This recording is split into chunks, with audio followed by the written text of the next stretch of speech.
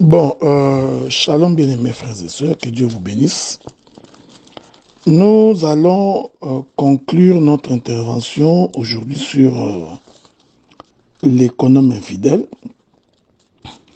Nous savons que le sujet il a beaucoup de ramifications et nous pensons que les autres prédicateurs auront la possibilité d'aborder les autres aspects.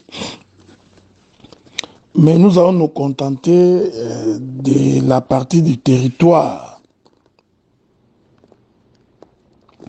que le Seigneur nous aura donné. Ok, donc ceci étant dit, souffrez, nous pouvons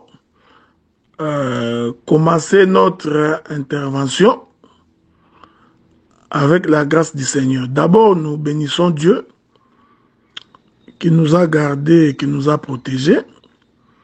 Nous bénissons les dieux qui a permis à ce que nous nous retrouvions autour de cette plateforme pour partager sa parole. Que ce Dieu puisse nous soutenir et qu'il marche avec nous jusqu'à la fin du temps, qu'il exerce notre oreille à entendre les merveilles de sa bonté jusqu'au jour de l'enlèvement par le nom de Jésus. Je suis dans Luc chapitre 16. Je vais donc lire le verset 4. Je sais ce que je ferai pour qu'il y ait des gens qui me reçoivent dans leur maison quand je serai destitué de mon emploi, en faisant venir chacun des débiteurs de son maître. Il dit au premier, combien dois-tu à mon maître? 100 mesures d'huile, répondit-il. Il lui dit, prends ton billet, assis-toi vite et écris 50. Il dit ensuite à un autre, et toi, combien dois-tu? 100 mesures de blé, répondit-il. Il lui dit, prends ton billet et écris 80. Le maître loua l'économe infidèle de ce qu'il avait agi prudemment. Que Dieu vous bénisse.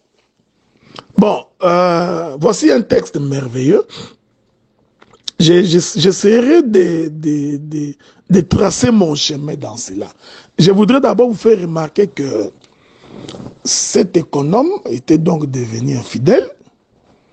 Ensuite, pour être devenu infidèle, il savait que son maître allait les chasser, allait les destituer, il allait les démettre. Alors, il prend des dispositions pour que même lorsqu'il sera démis, qu'il puisse toujours avoir la faveur de son maître. Ok? Qu'est-ce qu'il fait? Il appelle quelqu'un, il dit combien tu dois à mon maître? Il dit je dois à ton maître sans mesure. Donc, d'huile, il dit écoutez, tu vas écrire que tu lui dois 50. Il appelle l'autre, il dit non, je lui dois 100 mesures de blé. Il dit non, toi tu vas écrire que tu lui dois 80. Ok? J'aime la conclusion, c'est-à-dire que ce que cet homme faisait, les maîtres étaient au courant. Ok? Et puis la Bible dit que le maître va louer l'économe infidèle pour ce qu'il avait fait. Que Dieu vous bénisse.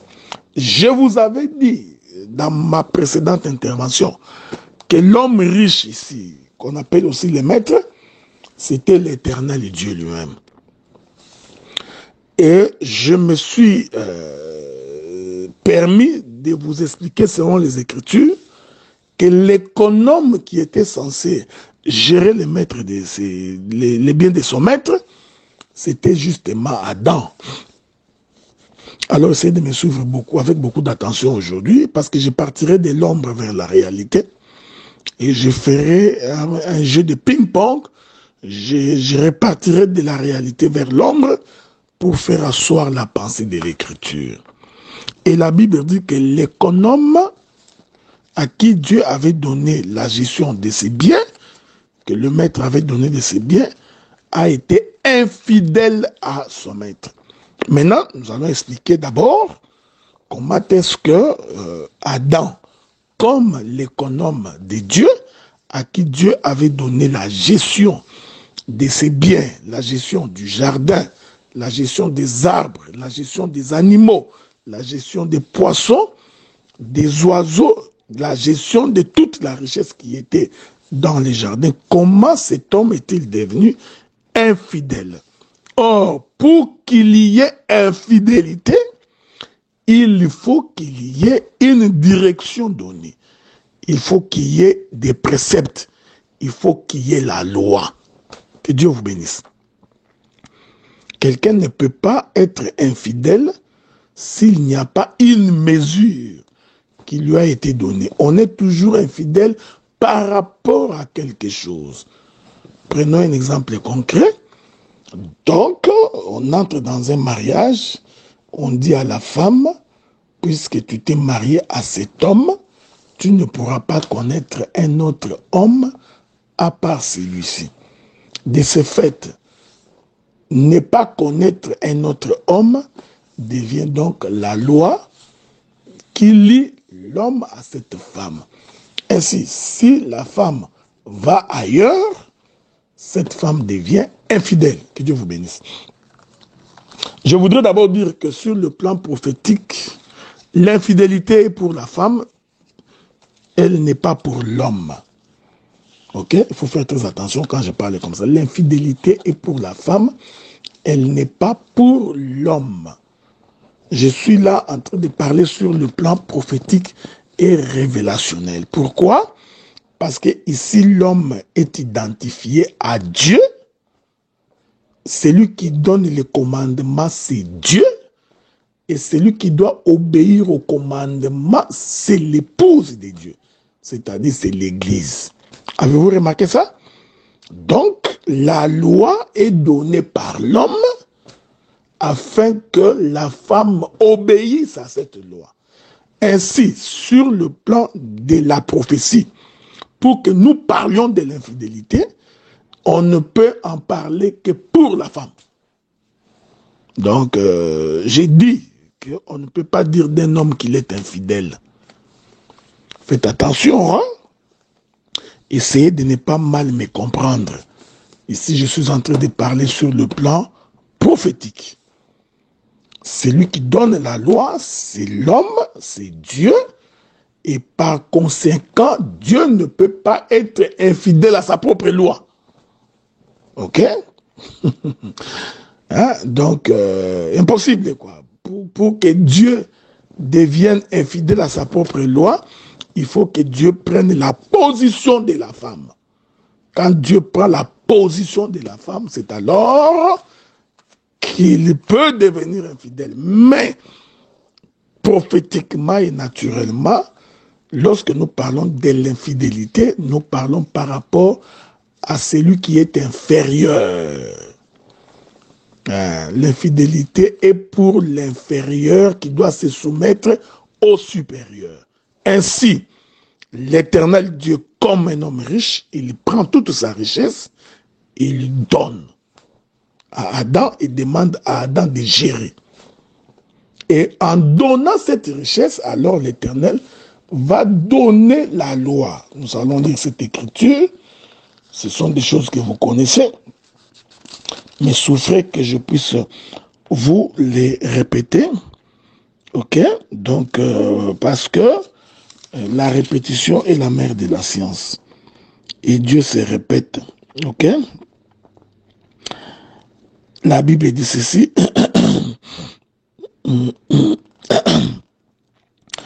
Donc, je suis dans Genèse chapitre 1er, le verset 30. Dieu dit, voici, je vous donne toute herbe portant de la semence qui est à la surface de la terre, tout arbre ayant en lui du fruit d'arbre portant de la semence, ce sera votre nourriture.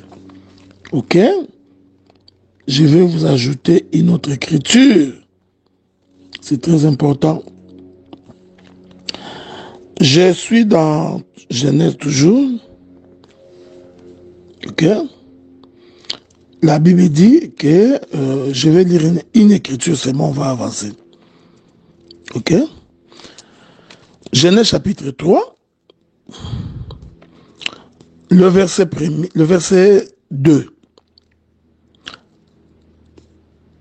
Genèse chapitre 3, verset 1er, pardon. Les serpents étaient les plus rusés de tous les animaux des champs que l'Éternel Dieu avait fait. Il dit à la femme, Dieu a-t-il réellement dit que vous ne mangerez pas de tous les arbres du jardin? La femme répondit au serpent, nous mangeons du fruit des arbres du jardin, mais quant au fruit de l'arbre qui est au milieu du jardin, Dieu a dit que vous n'en mangerez point et vous n'y toucherez point, de peur que vous mouriez. Que Dieu vous bénisse. L'Éternel Dieu va donc donner cet ordre à Adam.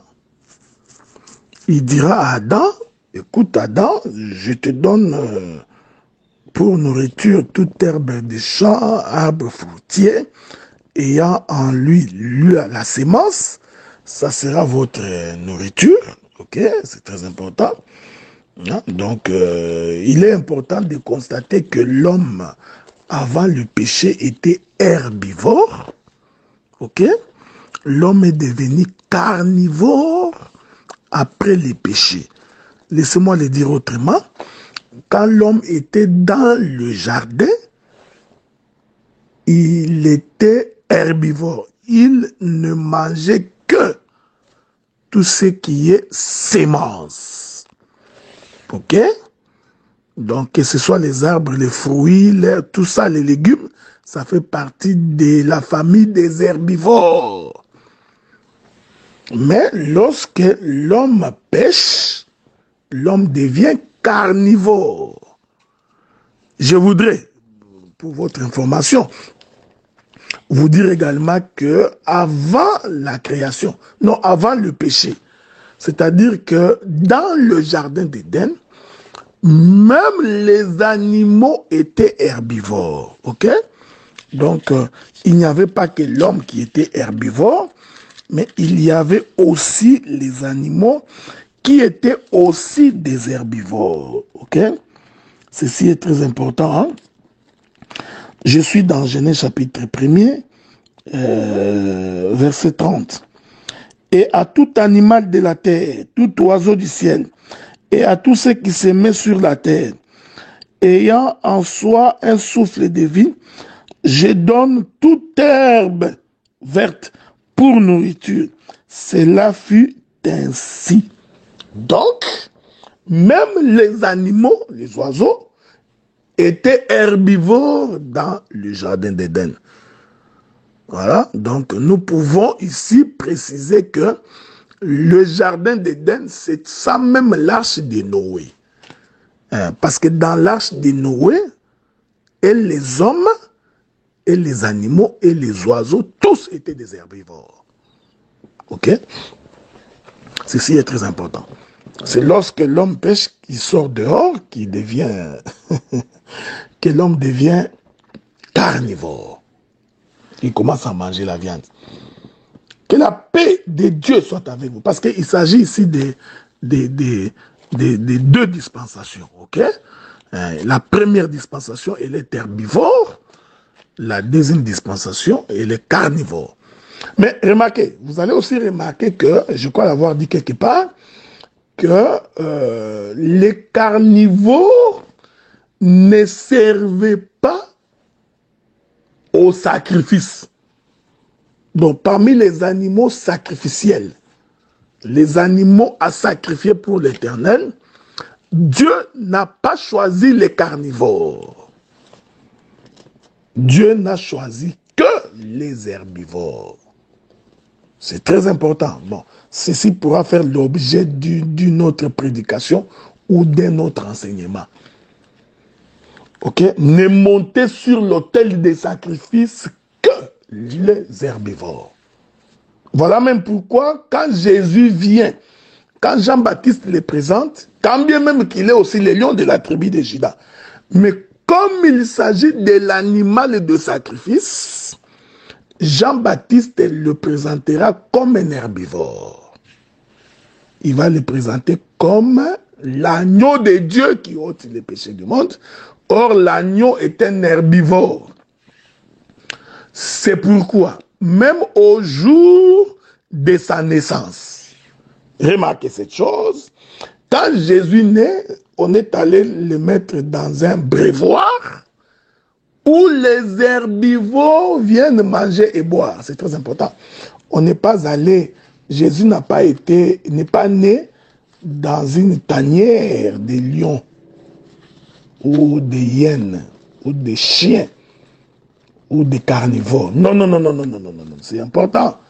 Jésus est né, voyez-vous, dans un endroit où les pasteurs, c'est-à-dire les bergers, ok? Vous savez, il y a beaucoup de choses qui me viennent à l'esprit. Où les bergers étaient en train de nourrir les troupeaux. Or, vous remarquerez que lorsque l'on parle des bergers, on est berger pour les herbivores. Hein? Vous ne trouverez pas un berger qui est berger pour les carnivores. Cette précision est de taille dans la compréhension et l'interprétation de l'écriture. Comme je ne suis pas en train d'interpréter, je suis juste des passages. Donc, je suis en train de lever les panneaux avec l'intention de revenir au jour du Seigneur. C'est très important. Les bergers ne gèrent pas les carnivores. C'est pourquoi la Bible dit que les loups s'infiltreront dans la bergerie. Or, le loup est un carnivore. Remarquez cette chose. Bon, passons. L'Éternel va donc établir la loi. Et dans cette loi-là, il dira à Adam que voici ce que tu mangeras et ce que tu ne mangeras pas. Comment l'économe de Dieu, celui qui était censé gérer les choses de Dieu, devient-il infidèle? Il devient infidèle en transgressant la loi de Dieu. Le jour où Adam et Ève mangèrent le fruit, ces jours-là, aux yeux de l'Éternel, ils sont devenus infidèles. C'est-à-dire, Adam est donc devenu infidèle ces jours-là. Ne vous en faites pas, parce que Ève, c'est Adam. Hein? Souvenez-vous que Adam a dit, l'os de mes os, chair de ma chair. Un autre moi-même. Donc, en fait, Ève n'est rien d'autre qu'Adam. D'ailleurs, c'est pour cette raison-là, lorsqu'ils ont mangé le fruit, lorsqu'ils ont transgressé la loi de Dieu, le Seigneur Dieu, en venant, il a d'abord commencé par demander où est Adam. Dieu n'a pas demandé où est Ève. Il demande Adam, Adam, où es-tu? Dieu n'a jamais dit Adam, Adam et Ève, où êtes-vous? Non. Dieu dit Adam, où es-tu? Pourquoi? Parce que c'est auprès d'Adam que Dieu avait donné la loi. C'est tout à fait normal qu'il vienne lui demander des comptes. C'est pourquoi j'ai toujours dit, quand tu n'as pas enseigné quelqu'un, ne viens pas lui demander des comptes. C'est aussi la sagesse quand on dirige l'Église.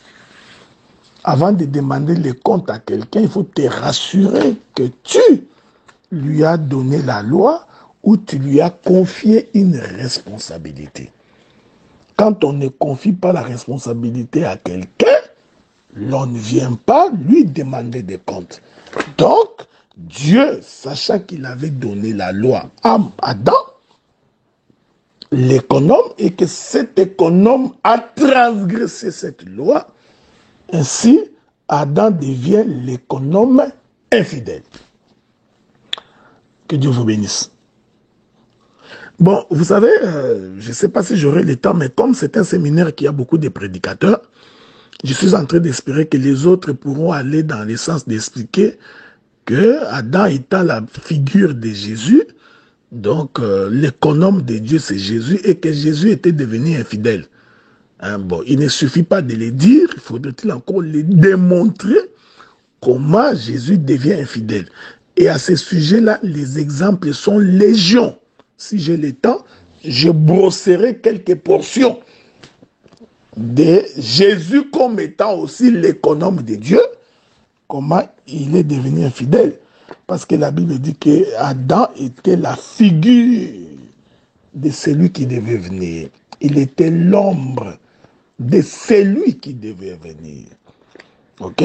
Donc, comme l'ombre ne bouge pas par elle-même, donc ce qui arrive à Adam, nous devrions voir sa réalité en Christ Jésus.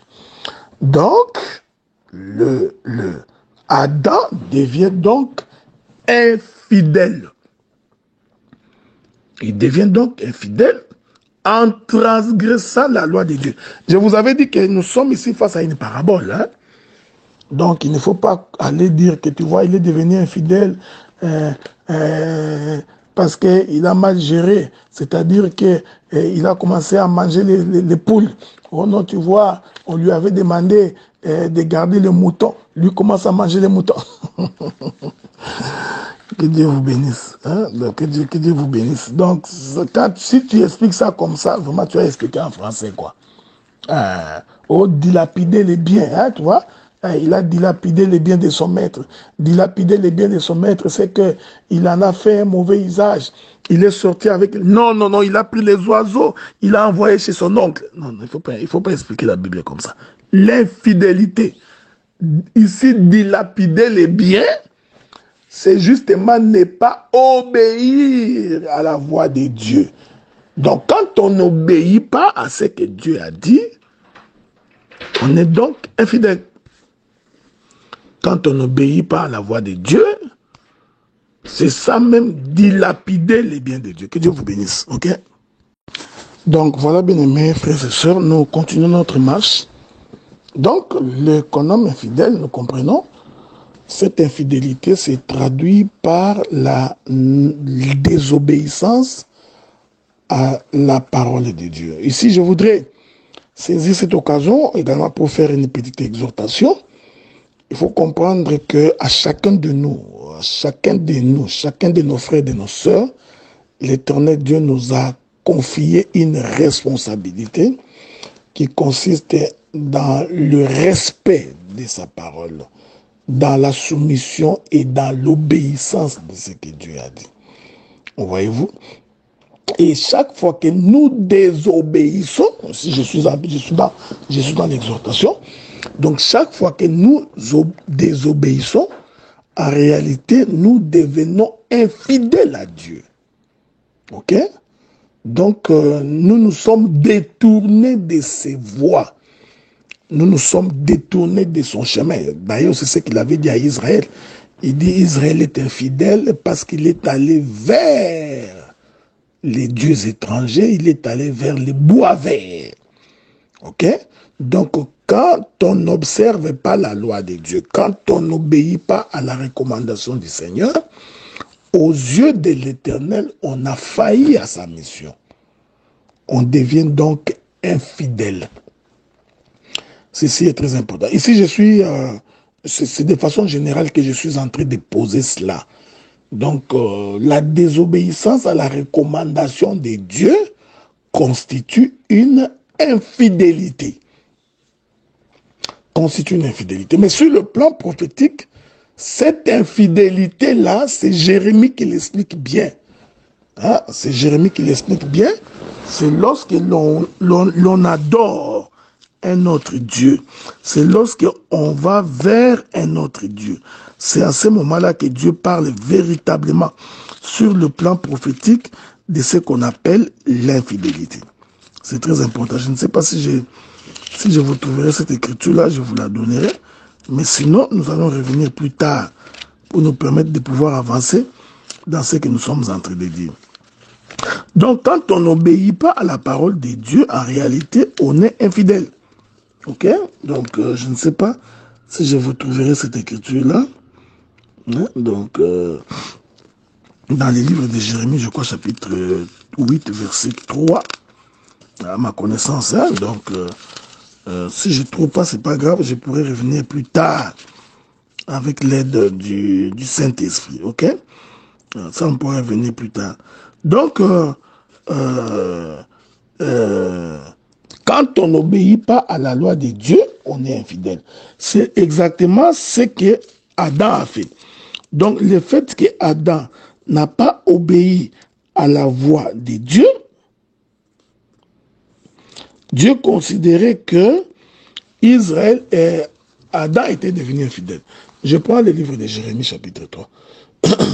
Jérémie chapitre 3, le verset 6, il est écrit, « L'Éternel me dit au temps du roi Josias, as-tu vu ce qu'il a fait, l'infidèle Israël ?» Maintenant, le Seigneur précise, qu'est-ce que c'est l'infidélité selon la prophétie de l'Écriture? Parce qu'il y a beaucoup de gens qui, lorsqu'ils voudraient se débarrasser de sa femme, considèrent que le fait qu'il n'a pas fait ceci, qu'il n'a pas préparé, qu'il n'a pas repassé mes habits, ou qu'il n'a pas écouté ce que je lui ai dit, cette femme-là est infidèle, j'ai le droit de la chasser. Ça, c'est mal comprendre l'Écriture, ok? Dieu définit ce que c'est l'infidélité qui conduit à la répudiation. Jérémie dit, elle est allée sur toute montagne élevée, sous tout arbre vert, et elle s'est prostituée. Donc Dieu considère l'infidélité lorsque la femme se prostitue, lorsqu'elle fait commerce avec un autre homme. C'est alors que Dieu va dire, je disais, après avoir fait toutes ces choses, elle reviendra à moi. Mais elle n'est pas revenue, et sa sœur, la perfide Juda, en était témoin. Quoique j'eusse répudié l'infidèle Israël à cause de tous ses adultères. Ok? C'est comme ça qu'on comprend les Écritures. Donc, quand on parle de l'infidélité selon Dieu, considéré sur le plan prophétique, nous ne parlons pas du français, c'est lorsque cette infidélité est liée à la prostitution ou à un commerce avec un autre homme, et cela conduit à ce qu'on appelle répudier. Ok? C'est là qu'on parle de l'infidélité. Est-ce que vous me suivez? C'est pourquoi l'économe infidèle, lorsqu'il a su qu'il est devenu infidèle, il savait qu'on allait le démettre. En d'autres termes, il savait qu'on allait le chasser. Est-ce que vous me suivez? Je vais essayer de répéter ça calmement. Ok? Je répète ça calmement. Ici, l'infidélité de cet économe, ce n'est pas l'infidélité du genre apporte-moi à manger, tu n'as pas apporté à manger, tu dis non, c'est de l'infidélité. C'est ce que j'ai entendu beaucoup de frères avec un zèle amer. Non, quand une femme ne prépare pas pour moi à manger, c'est de l'infidélité, je peux la chasser.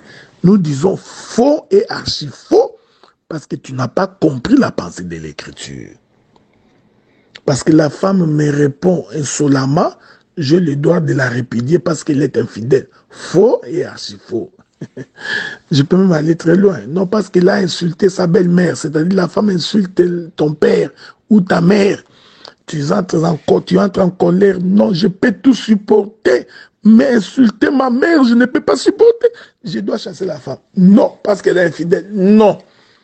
L'Écriture explique quel genre d'infidélité qui conduit à la répudiation. Ok? Il faudrait que cette infidélité soit accompagnée d'un commerce avec un autre homme. C'est-à-dire, il faudrait qu'elle soit doublée de la prostitution. C'est ça, aller vers d'autres dieux. En d'autres termes, c'est ça même l'idolâtrie. Ok?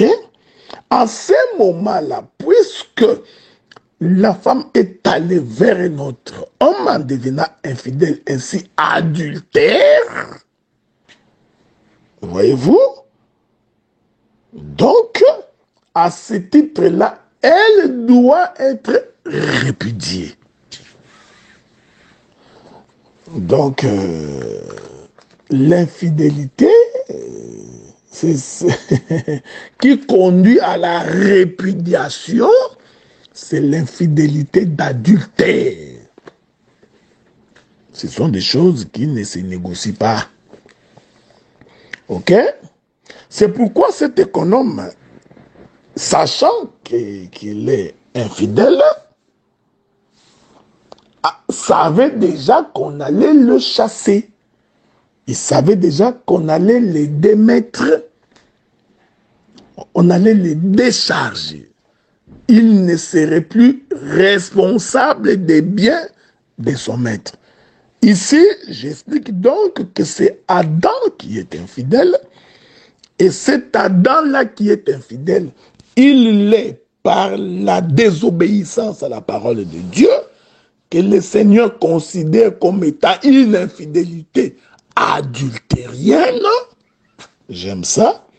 Voilà pourquoi l'Éternel devrait chasser Adam. Que Dieu vous bénisse. Ouais, c'est ça l'économe infidèle qui sait qu'on va les démettre.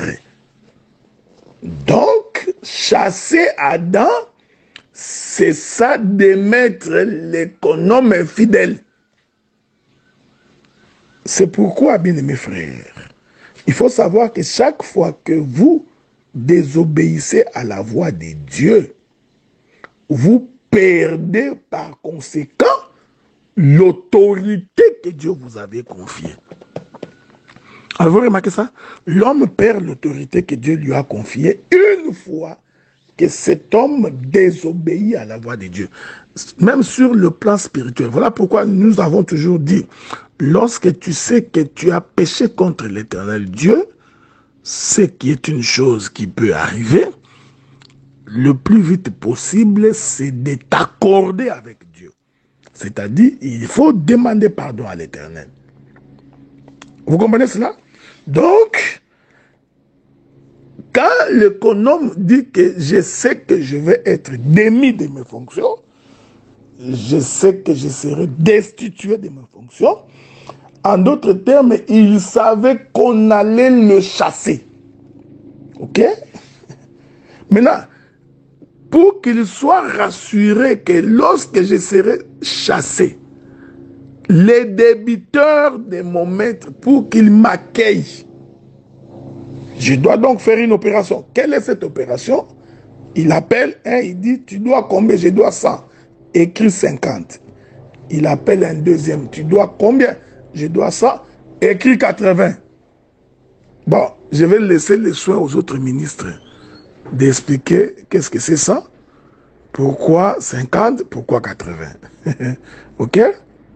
Bon, si dans la marche, personne n'aborde cet aspect, je demanderai de revenir pour donner ces détails-là. Mais, puisqu'on n'a que 2 jours et que je n'ai pas beaucoup de temps, j'essaie d'aller plus vite dans ce que je voudrais dire. Que Dieu vous bénisse.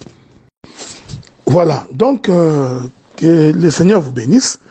Avez-vous remarqué? Donc, c'est pourquoi lorsque Adam pêche, écoutez-moi maintenant très bien. Lorsque Adam, la Bible dit que lorsqu'ils ont mangé le fruit de l'arbre de la connaissance du bien et du mal, et qu'ils constatèrent qu'ils étaient nus, qu'est-ce qu'ils ont fait? Ils ont pris la décision de fuir. Je suis en train de dire ceci, parce que je vais expliquer démettre par 2 portions. Hein? Destituer, je vais l'expliquer de 2 manières. La première destitution, c'est lorsque Adam et Ève, par eux-mêmes, ils vont fuir. Retenez bien ce que j'ai dit. Il faut bien retenir ce que j'ai dit. Donc, ils fuient par eux-mêmes. La Bible dit que lorsque Adam et Ève entendirent la voix de l'Éternel qui parcourait le jardin, Adam, Adam, où es-tu? Adam répond, j'ai entendu ta voix, voilà pourquoi je me suis caché. Je voudrais que nous lisons cette écriture-là. Hein? Donc, souffrez, hein? Voilà, c'est toujours intéressant de lire les Écritures. Ça va nous permettre d'avancer. Genèse chapitre 3. Le verset 7. Les yeux des uns, les yeux de l'un et de l'autre s'ouvrirent. Ils connurent qu'ils étaient nus. Et ayant cousu les feuilles de figuier, ils s'enfirent de vêtements. Ils s'enfirent de ceintures. Alors, ils entendirent la voix de l'Éternel Dieu qui parcourait le jardin vers le soir, et l'homme et sa femme se cachèrent loin de la face de l'Éternel, au milieu des arbres du jardin. Mais l'Éternel Dieu appela l'homme et lui dit, où es-tu? Il répondit, j'ai entendu ta voix dans le jardin, j'ai eu peur parce que je suis nu et je me suis caché. J'ai toujours aimé ce discours. Hein? C'est toujours l'Éternel Dieu avec Adam. Ok? Dieu n'a parlé à la femme que lorsqu'il a été question de la sentence. Ils ont mangé tous les deux. Lorsqu'ils ont constaté qu'ils sont nus, le premier réflexe, c'est qu'ils devraient fuir. Donc, ils sont allés se cacher. Je suis en train de dire, ces mouvements-là de fuir et d'aller se cacher, c'est ça ce que l'économe infidèle avait dit, sachant qu'il va être démis de ses fonctions. Voyez-vous? Donc, le fait d'avoir été infidèle, l'économe infidèle a su qu'on va les démettre. Maintenant, nous expliquons ça dans le corps d'Adam. Lorsque Adam et Ève pêchent, le fait de fuir, parce que quand on fuit, c'est-à-dire on fuit devant ses responsabilités. D'ailleurs, quand le Seigneur est venu, il ne l'a pas trouvé. Il ne l'a pas trouvé à son poste. C'était un fouillard, un démissionnaire. C'est quelqu'un qui, la conscience les reprochant de ne pas avoir obtempéré à la voix de Dieu, de ne pas avoir obéi à la voix de Dieu, la conscience l'ayant interpellé, il va fuir. Okay? Parce qu'Adam parle toujours au singulier, comme s'il était seul, alors qu'il n'était pas seul. Il va donc fuir. Donc, quand Dieu descend, il trouve qu'il n'est pas là. Ok? Il trouve que celui à qui j'avais confié la responsabilité, l'intendant de mes biens, celui à qui j'avais confié la gestion de ma richesse, malheureusement, il a été infidèle en désobéissant à la voix de Dieu, premier élément. Et deux, a été démis. Parce que déjà, la loi elle-même, quand on la transgresse, en fait, nous perdons l'autorité.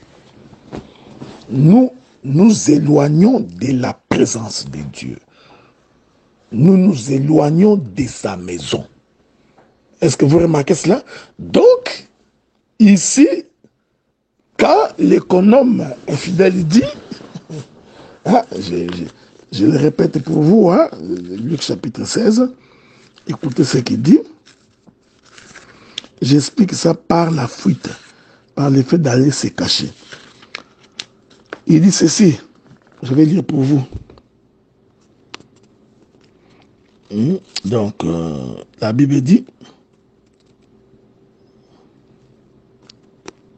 bon, l'économe, je suis dans le verset 3, l'économe dit en lui-même, que ferai-je, puisque mon maître m'ôte l'administration de ses biens. Ok? Donc il a compris que le fait d'avoir été infidèle, il ne pourra plus gérer. Donc il a été démis de l'administration du bien de l'Éternel, démis de ses fonctions. On lui a ôté la gestion Qu'est-ce qui a fait ça dans Adam? C'était la loi. Le simple fait que lorsque tu n'obéis pas à la loi de Dieu, tu vas te rendre compte que même ta conscience, même ton esprit, te dira déjà que tu t'es éloigné de la maison de Dieu. Donc, c'est ça, être démis de ses fonctions, ôté de l'administration. Que Dieu vous bénisse. Est-ce qu'on saisit cela? Je suis en train d'exhorter parce que maintenant là, je vais intervenir pour expliquer pourquoi l'économe, sachant qu'il est démis de ses fonctions, il va s'arranger, ok? Il va s'arranger pour appeler deux groupes d'individus. C'est là que je vais finir mon intervention tantôt là. Hein? Il fait appel à deux groupes d'individus. Il fait appel à deux débiteurs de son maître. Il y en a deux. C'est ce que nous allons expliquer pour conclure notre intervention. Donc, ici, j'exhorte d'abord au peuple de Dieu, aux serviteurs de Dieu, ministres de la parole. Il faut savoir que lorsque nous n'obéissons pas à la voix de Dieu, lorsque nous ne marchons pas selon ses recommandations et ses prescriptions, nous venons de perdre l'autorité. C'est-à-dire, Adam, qui ne pouvait pas fuir devant les animaux, qui ne pouvait pas fuir devant les difficultés, qui ne pouvait pas fuir car Dieu s'approchait de lui, mais à cause du péché, la voix de Dieu est devenue comme des tonnerres. Hein? Est-ce que vous comprenez? Parce que comprenez tout simplement que il est bon. Cet Adam-là qui est en train de fuir, c'est aussi la maison d'Israël. Hein? Parce que nous disons que quand Dieu était en train de dire « Adam, Adam, où es-tu » nous disons que c'est une dispensation. C'est les cris des tonnerres. C'est la montagne d'Horeb. Hein? Et la montagne d'Horeb fait fuir celui qui est dans un état de péché. Voilà pourquoi Israël ne s'était pas approché de Dieu sur la montagne d'Horeb quand Dieu parlait. Parce que la loi de Dieu, c'est Dieu dans sa colère. Ok? Et Dieu est en colère. Pourquoi? Dieu est en colère lorsque le peuple a péché. Et la voix de Dieu fait fuir celui qui est dans un état de péché. Est-ce que vous comprenez ce que nous disons? Donc nous voulons dire que cet Adam-là qui fuit, quand Dieu est en train de le rechercher, c'est aussi la dispensation de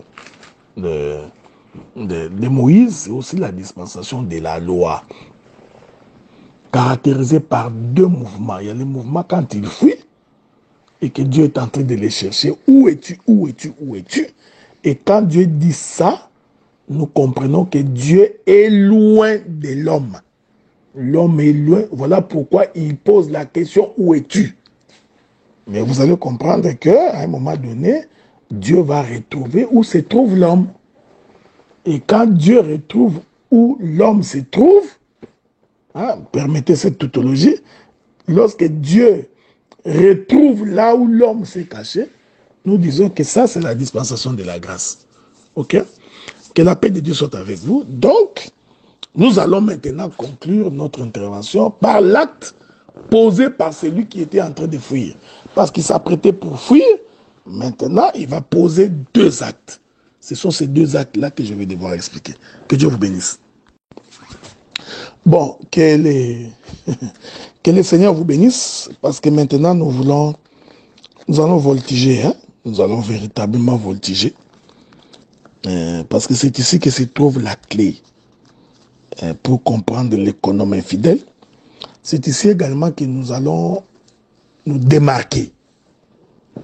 Nous allons essayer de prendre une direction que beaucoup de prédicateurs n'ont pas encore pris. C'est ici que nous allons donner une nouvelle coloration. Parce que moi, j'ai toujours dit que quand on est ministre de la parole, on doit avoir sa touche personnelle. Ok, je suis en train de prendre un pinceau je vais maintenant donner une coloration à ce que l'économe infidèle est en train de faire. Sachant qu'il va être destitué, l'économe infidèle fait venir les débiteurs de son maître. Mais quand vous examinez ces textes, vous verrez qu'en réalité, ils étaient seulement deux. Ok? Mais quand vous lisez, on dit qu'il fait venir tous les débiteurs. Mais, lorsque nous descendons dans les textes, nous constatons que, en réalité, il n'y avait que deux débiteurs. C'est-à-dire, il n'y avait que deux personnes qui devraient quelque chose à son maître. Que dit l'Écriture? L'Écriture dit, il appela le premier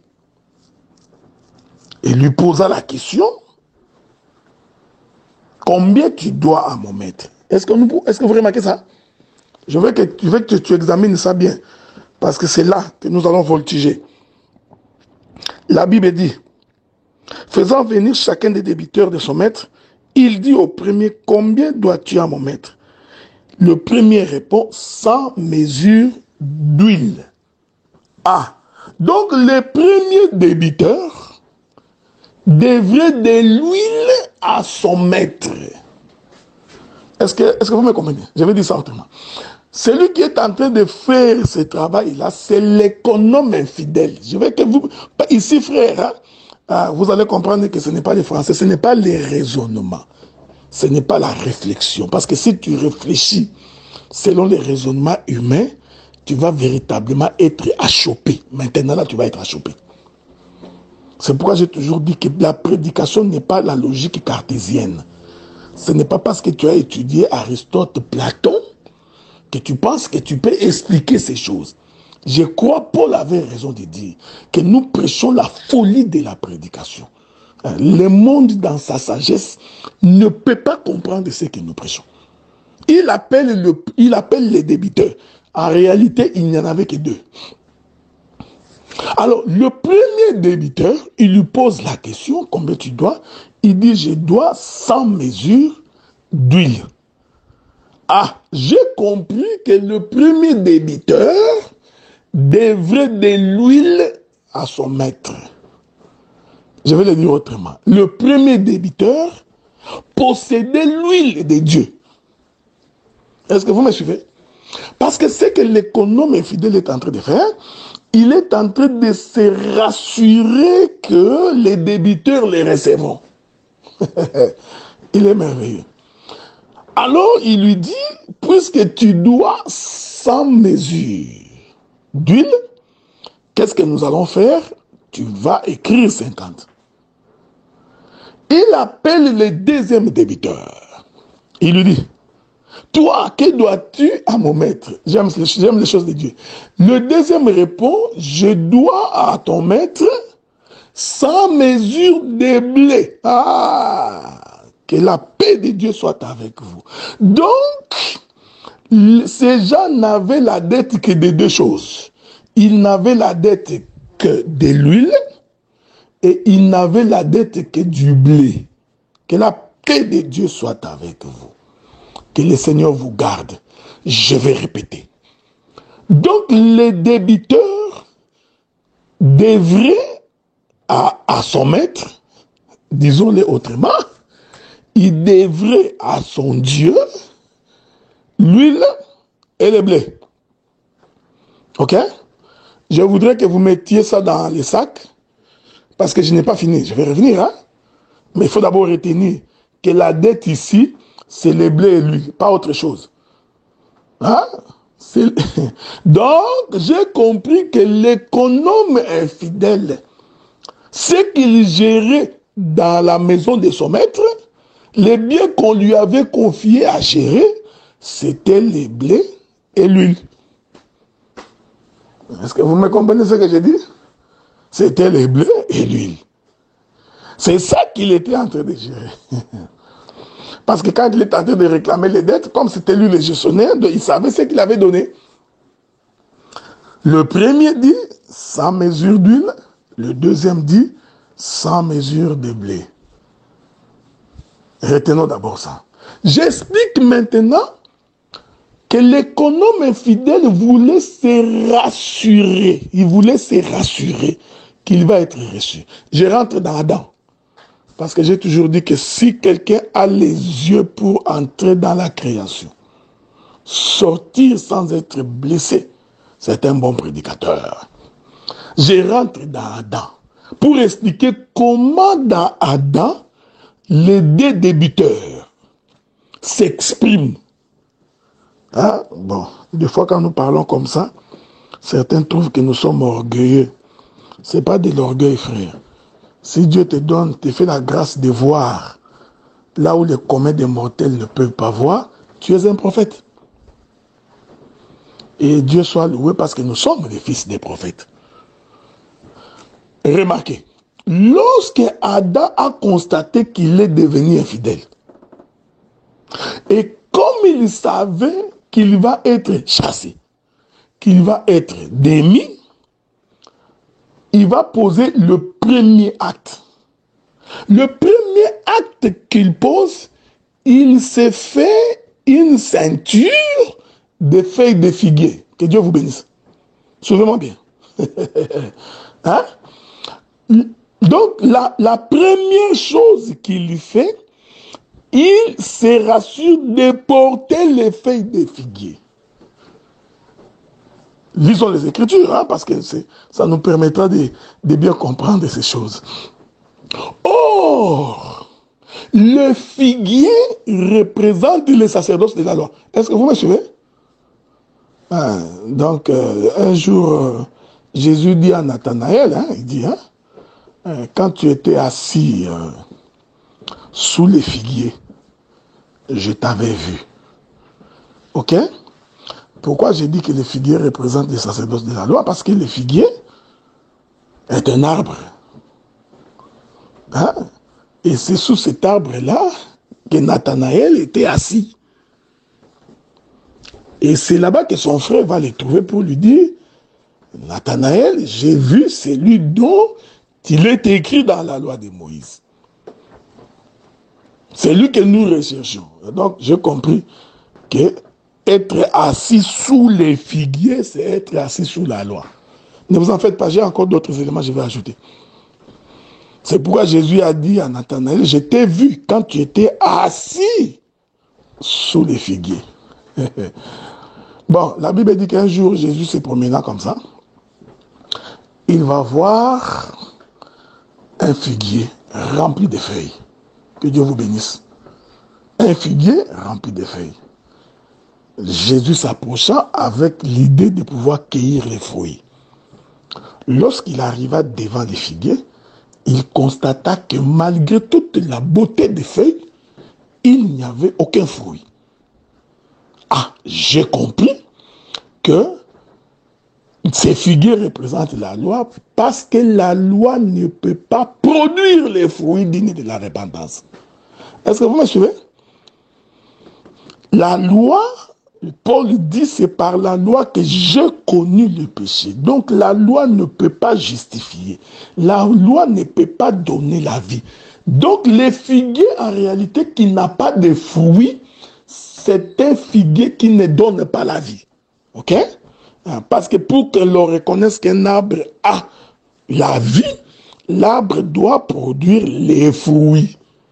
C'est pourquoi Jean-Baptiste avait raison de dire aux pharisiens, la cognée est à la racine de tout arbre, là il parlait aux hommes, tout arbre qui ne produit pas de fruits, c'est-à-dire qui ne produit pas la vie, sera donc coupé, déraciné, extirpé. Donc, le figuier représente la loi. Premier élément. Donc, Adam, lorsqu'il constata qu'il est infidèle, lui, l'économe de Dieu, premier élément, il s'est fait une ceinture de feuilles de figuier. C'était pour se rassurer que les débiteurs vont l'accueillir. Est-ce que vous me suivez? Suivez-moi bien. Donc, le premier élément, le figuier ici, ne vous en faites pas, je vais avancer doucement pour que vous compreniez. Les figuiers ici représentent en fait les débiteurs qui avaient dit « Je n'ai que les blés que je dois à ton maître ». Est-ce que vous me suivez? On va aller... Bon, il y a beaucoup de choses à dire ici, mais je suis en train d'espérer que les autres serviteurs reviendront là-dessus. Les figuiers représentent l'un des débiteurs. J'ai expliqué que les figuiers, c'est la loi, c'est les sacerdoces de Moïse. En d'autres termes, c'est le corps. Que Dieu vous bénisse. Hein? Nous continuons.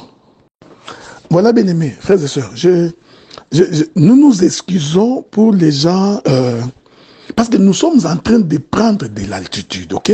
C'est pourquoi je vous ai dit que le chemin que nous voulons emprunter ici est un nouveau chemin. Cela ne contredit pas les autres prédications sur l'économe infidèle, mais nous apportons quelque chose de très profond. Je vous ai dit que l'économe infidèle que j'ai identifié à Adam, j'ai expliqué comment il est devenu infidèle en transgressant la loi. Maintenant, je suis en train de célébrer son mariage avec Luc chapitre 16. Vous allez remarquer que Adam, sachant qu'il est sachant qu'il est destitué, sachant qu'il ne peut plus gérer, alors il voudrait avoir la garantie qu'il sera de nouveau encore reçu. Parce qu'il faut comprendre, hein, les débiteurs ici, si vous le comprenez, comme si tu vas dans la maison de quelqu'un, ça va te poser de sérieux problèmes de compréhension de l'écriture. Qu'est-ce qu'il fait? Le premier acte qu'il fait, la Bible dit qu'il appelle les figues. Parce qu'il a pris les feuilles de figuier. Donc nous comprenons, il est d'abord allé chez le figuier. J'ai expliqué que le figuier, c'est la loi. C'est les sacerdoces de la loi. Est-ce que vous comprenez ce que j'ai dit? C'est très important. C'est les sacerdoces de la loi. Il va donc chez les figuiers. Il coupe les feuilles de figuier. Il se couvre, il en fait une ceinture.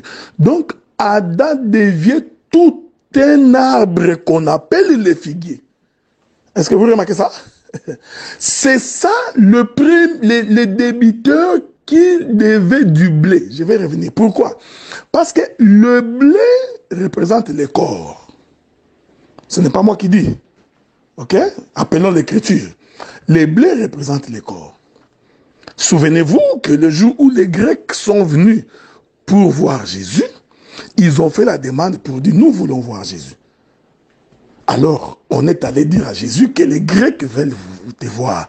Jésus répond, il dit, si un grain de blé qui tombe à terre ne meurt, il reste seul. Mais s'il meurt, il produit beaucoup. Jésus disait en d'autres termes, il faut que moi qui suis les grains de blé, il faut que je tombe à terre. Quand Jésus parle du grain de blé qui doit tomber à terre, Jésus parle de son corps. Est-ce que on est d'accord? Il parle de son corps qui doit mourir. Écoutez-moi bien, écoutez. Prédicateur de l'évangile. Écoutez, saisissez la pensée de l'écriture. Parce que l'un des débiteurs, en réalité, représentait le corps. Et j'ai dit, ces débiteurs-là, c'est les blés. Et j'ai dit que ces blés-là, quand je les marie avec Adam, c'est la feuille de figue. Vous avez remarqué. Ne vous en faites pas. Soyez en paix. Je vous porterai dans les ailes de l'éternel Dieu pour que nous allions jusqu'à Cana. Remarque, bon, ça c'est une façon de parler, ok? Des fois, ne t'énerve pas pour ça. C'est une façon de parler. Juste pour que je te donne un peu de l'appétit, hein, pour bien comprendre ces choses. Remarquez. J'ai dit ceci, je répète ça. Donc, l'un des débiteurs, lui, il possédait les blés. Ici, je voudrais dire, les blés là, c'est le corps. Voyez-vous? Et pour expliquer que les blés là, c'est le corps, je suis allé toucher l'écriture où les Grecs ont voulu voir Jésus. Jésus dit, si les grains de blé qui tombent à terre, il a expliqué sa mort. Donc, il faut que moi qui suis les grains de blé, ok? Il faut que je meure.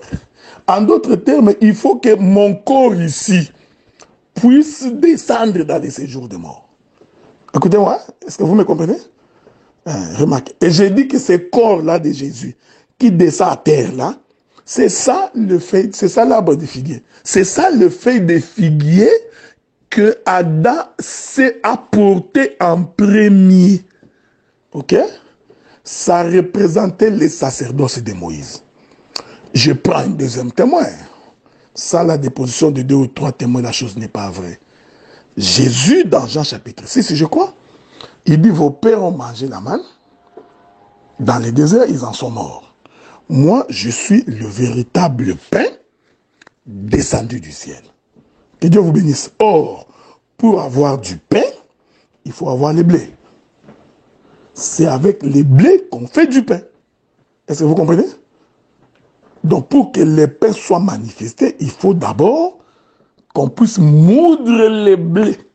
Donc, les blés moulus, c'est ça même la mort du blé. C'est ça la mort du corps.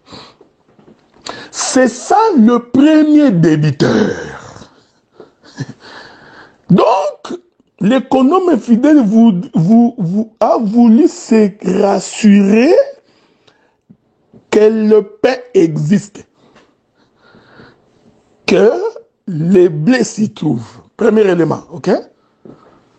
Deuxième élément, une fois que Adam a porté le feu de figue, le Seigneur Jésus-Christ, non, Dieu, lorsqu'il les retrouve, l'Écriture dit, Dieu lui fit la peau de l'animal.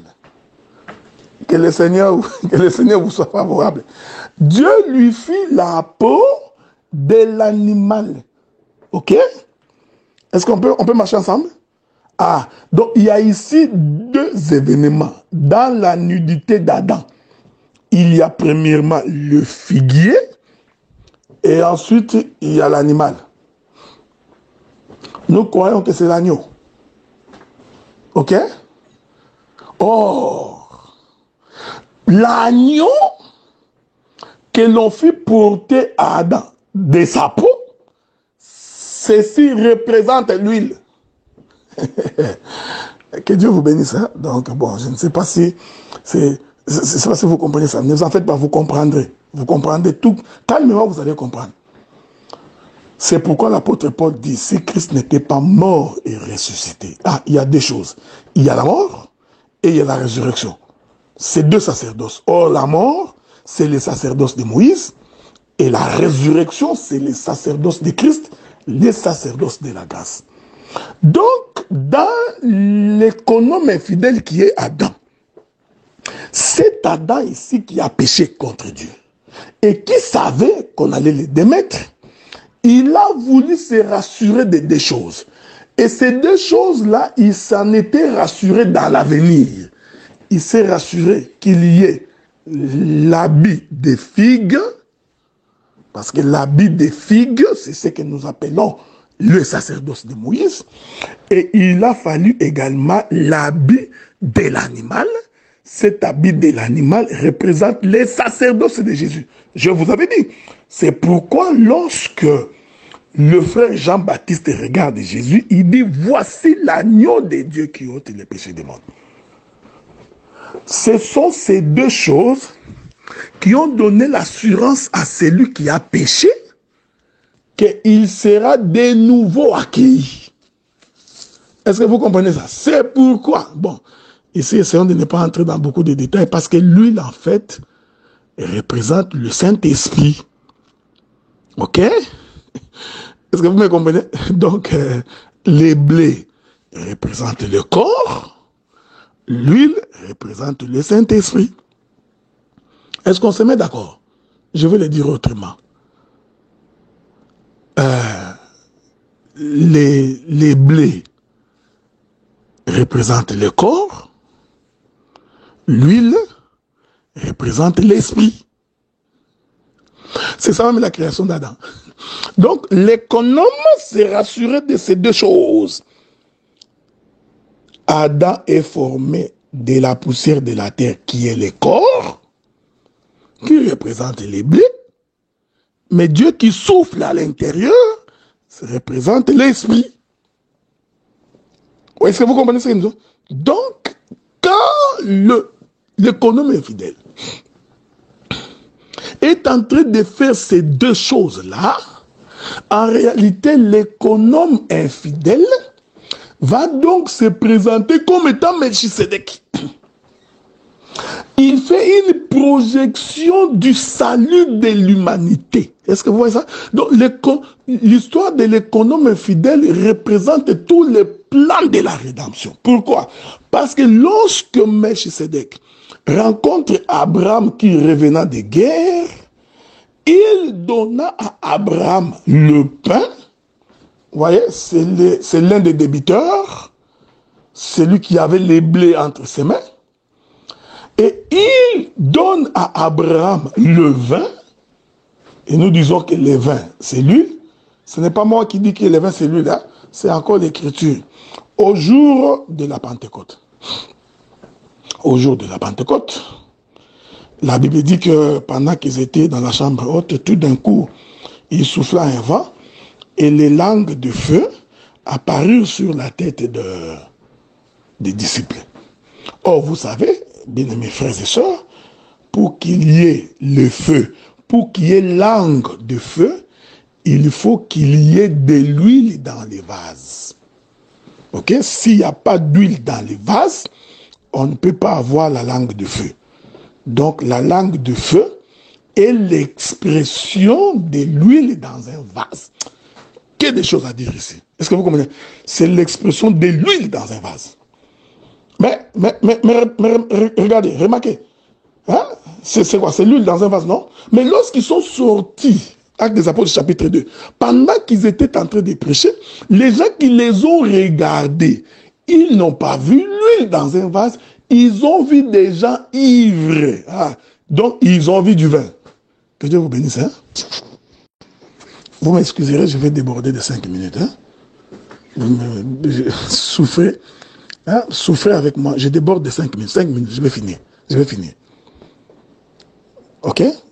Écoutez maintenant. Écoutez. Ah, donc, je comprends que quand nous parlons de l'huile, en réalité, nous parlons du vin. Parce que, au jour de la Pentecôte, les gens qui ont regardé les disciples, alors qu'ils venaient de descendre de la chambre haute, remplis du Saint-Esprit, avec des langues de feu sur leur tête, qui témoignaient qu'il y a de l'huile dans un vase. Vous vous souvenez de l'histoire de Gédéon? Est-ce que vous vous souvenez de cela? On en parlera au jour du Seigneur. Ok? Nous en parlerons. Le jour où le Seigneur nous permettra. Donc, parce que lorsque nous parlons de l'huile, l'huile, pour qu'il y ait la lumière, doit être dans un vase. Or, le vase, c'est ça le feuille de figuier. Premier témoignage de l'économe infidèle. Et que l'huile qui donne le feu, c'est ça l'agneau, c'est le vêtement de l'agneau. Donc quand on est revêtu de Christ aujourd'hui, on est revêtu par la puissance du Saint-Esprit. Donc ces deux sacerdoces-là, l'économe infidèle, voulait s'en rassurer avant toute chose, parce qu'il savait qu'il s'était éloigné de Dieu. C'est pourquoi j'ai dit, lorsque nous parlons de l'huile, en réalité, nous parlons du vin. C'est pourquoi, lorsque Abraham rencontre Melchisedec, ok, qui était sacrificateur du Dieu très haut, c'était Lévi, mais qui par la même occasion était aussi roi de Salem, s'il était aussi Juda. Lorsqu'Abraham rencontre Melchisedec, Melchisedec avait dans sa main les deux débiteurs. C'est lui qui avait l'huile et c'est lui qui avait du blé. Ces choses étaient une préfiguration de la mort de Jésus. Voilà pourquoi dans la chambre haute, c'est là que j'ai conclu, le Seigneur Jésus-Christ comme étant l'économe infidèle, Hein, je vous ai dit que je laisse les soins aux autres de pouvoir aller sur ce chemin-là pour ne pas tout prendre. OK? Parce que nous disons que l'économe infidèle, c'est aussi Jésus. Donc, voilà pourquoi Jésus, comme économe infidèle, il va répéter, Luc chapitre 16, il va aussi répéter Adam.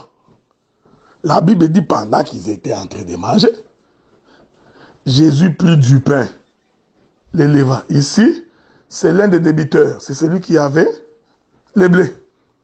Avez-vous remarqué ça?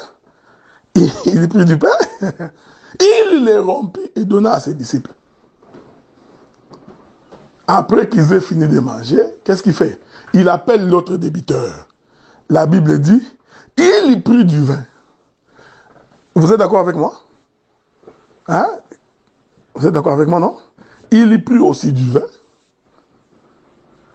Nous disons, le vin ici, c'est de l'huile. C'est le Saint-Esprit. C'est l'Esprit de l'Éternel dans un corps. Il leur donna en disant, buvez, ceci est mon sang qui a été livré pour vous.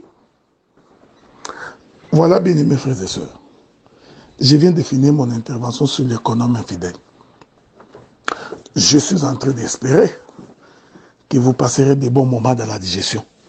Je voudrais saisir donc cette occasion pour remercier l'administrateur principal de ce groupe qui m'avait lancé l'invitation pour que nous parlions des choses de Dieu.